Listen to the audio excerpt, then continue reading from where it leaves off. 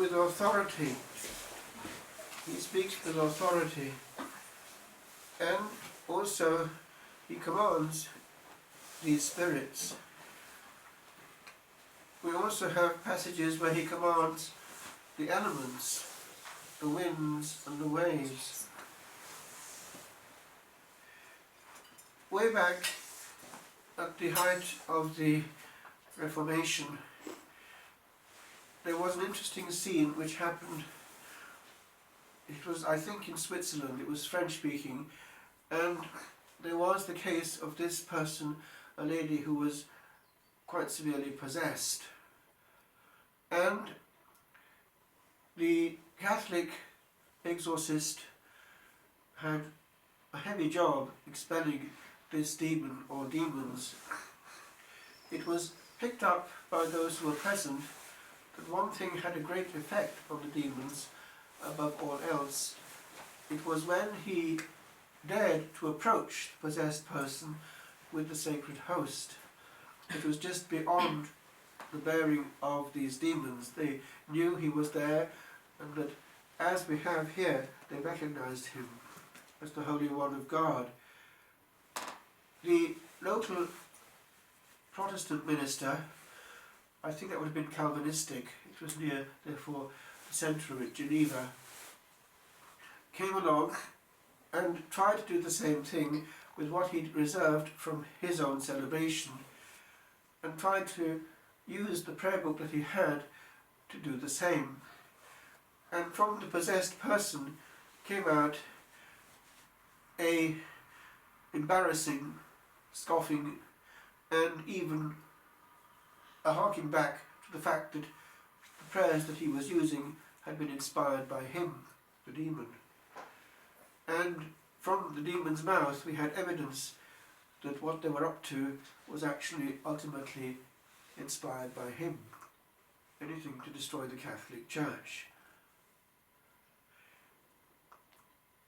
One also can, in our days, detect the difference between somebody who speaks with authority and somebody who speaks his own thing.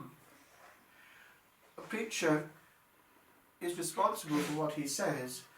He is an ambassador for the truth.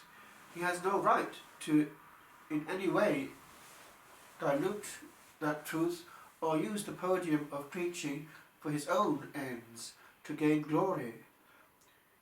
He must be just crystal clear and allow the authority of the Alpha and the Omega to come through his voice box. He is an instrument. And we have been asked, actually, by church authority to transmit catechetical teaching in our preaching. That's come back from the Vatican, but always in our diocese the Archbishop who ordained us insists that every sermon on a Sunday should have a reference to the Catechism. He wanted the truth of the Church delivered regularly in his archdiocese. He was a good Archbishop. Is that what happens in our sermons?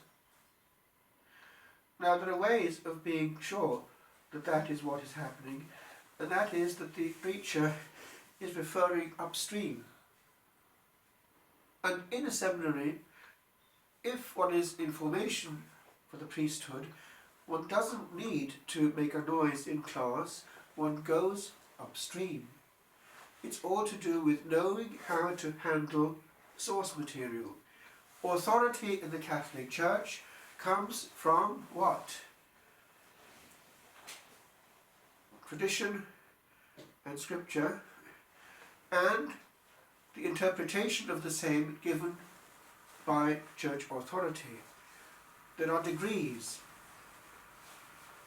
The bottom line is defined doctrine.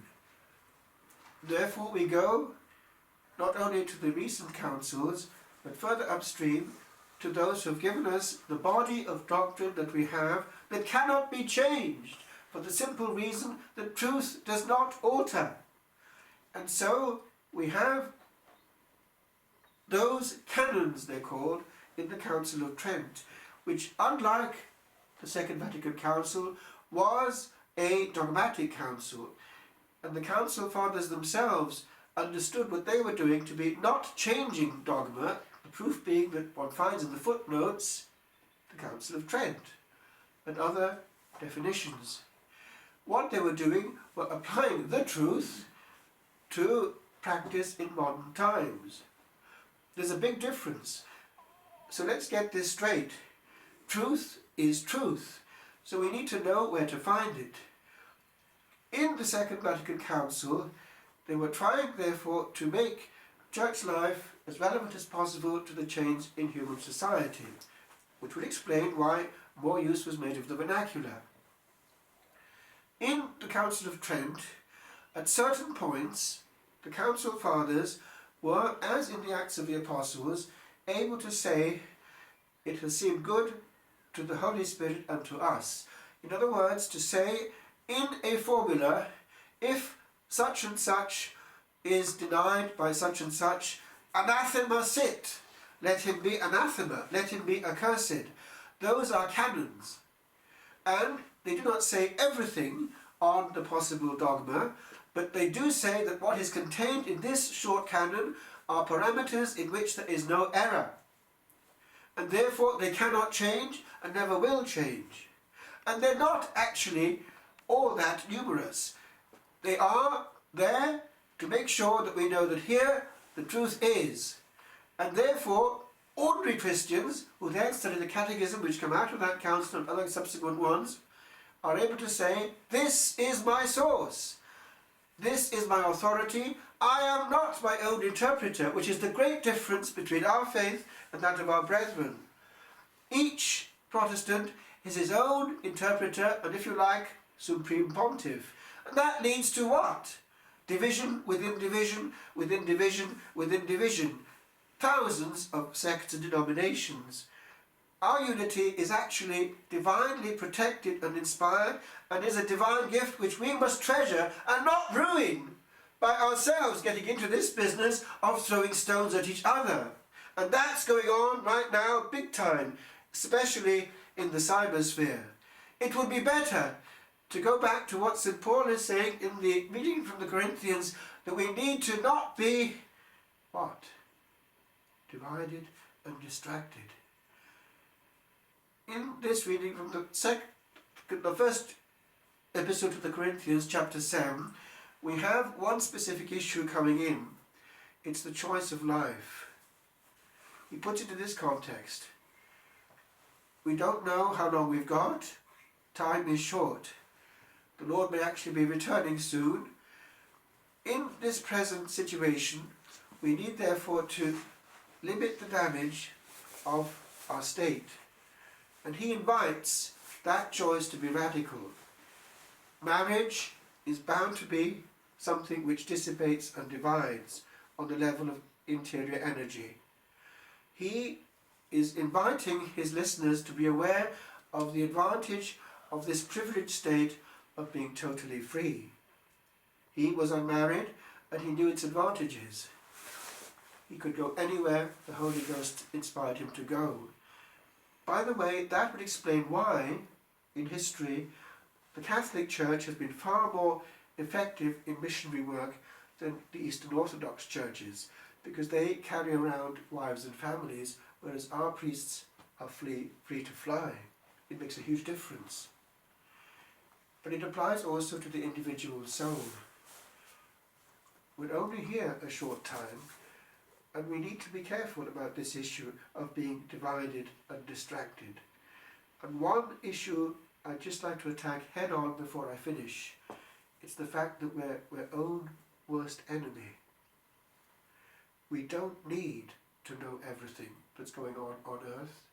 We don't need to be all the time available by having our phone on. If we take care of our soul and of our relationship with him, we will put him in the throne and allow him to reign over our short day. In practice, do we have sacred spaces where he can speak with authority to us? Taking the scriptures, switching off from all but him, and allowing him to speak to the soul. It won't happen if if we don't want it to. What then is our choice? Availability or not? To Him.